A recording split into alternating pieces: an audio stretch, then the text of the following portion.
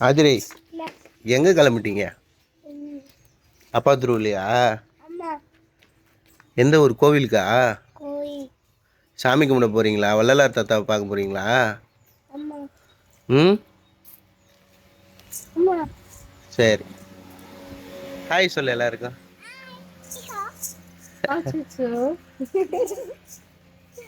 Hi, வணக்கம். வாங்க எல்லாரும் கோயிலுக்கு போயிட்டு வரலாம். தேங்க்யூ, பாய் சொல்லிட்டேன்னு கிளம்புறாங்க.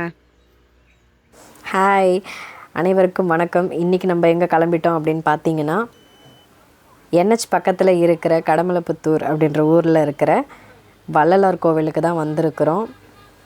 ஏன்னா இன்றைக்கி வள்ளலார் தினம். வள்ளலார் என்று அழைக்கப்படும் ஸ்ரீ ராமலிங்க சுவாமி அவரது தினம்தான் இன்றைக்கி. வாங்க கோயிலுக்குள்ளே போகலாம்.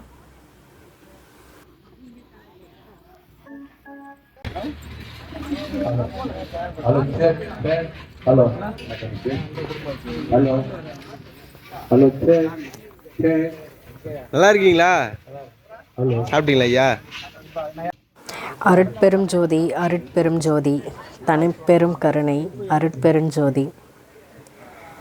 19ஆம் நூற்றாண்டில் பூமியில் காலடி எடுத்து வைத்த இந்தியாவின் மிகவும் மதிக்கப்படும் துறவிகளில் வள்ளலார் ஒருவர். அவரது ஆன்மீக நுண்ணறிவு இன்றும் பலருக்கு ஊக்கமளிக்கிறது. வள்ளலாரின் தாக்கம் உலகளாவியது.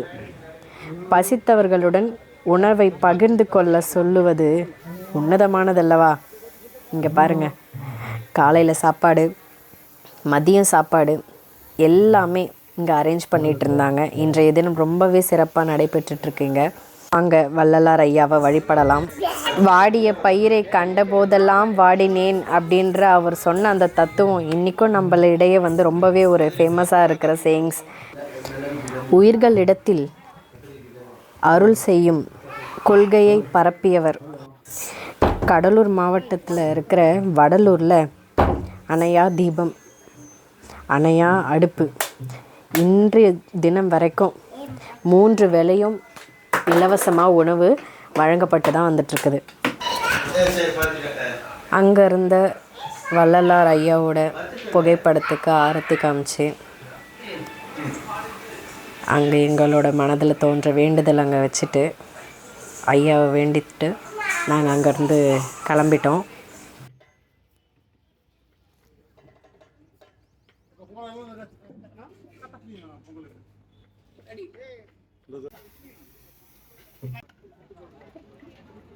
வா சாப்பிடலாம்.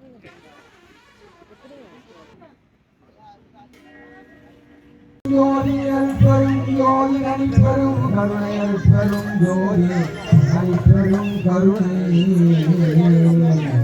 தலை நிலை கணபதி தலை நிலை கணபதி. பெரிய பணக்காரன் கோடி கோடி சொத்து 15 காரணி 25 கோடி வேலைக்காரன் வீட்டுல ஒன்னில காய் வச்சுக்கிட்டு சாமியார் போறான். எல்லாம் இருக்கிற ஒரு பணக்காரன் மரத்தடிங்க சாப்பாட்டு வழிக்கிறேன் சாமியார் போறான். அப்போ எல்லாம் இருக்கிற பணக்காரன் இந்த 6 சரி பண்றதுக்கு தான் அவர் 6 வச்சுக்கிறார். நம்ம சரி பண்ணலன்னா சாமி கிட்ட ஒண்ணு கேட்கறீங்கன்னாலே முதுகு பெண்டா வச்சுன்னு கேட்டா நடக்காது. முதுகு நேரா வச்சுக்கினாதான் பிரபஞ்சத்துக்கு நமக்குமே இயற்கைக்கு நமக்குமே ஒரு தொடர்பே ஏற்படுறது.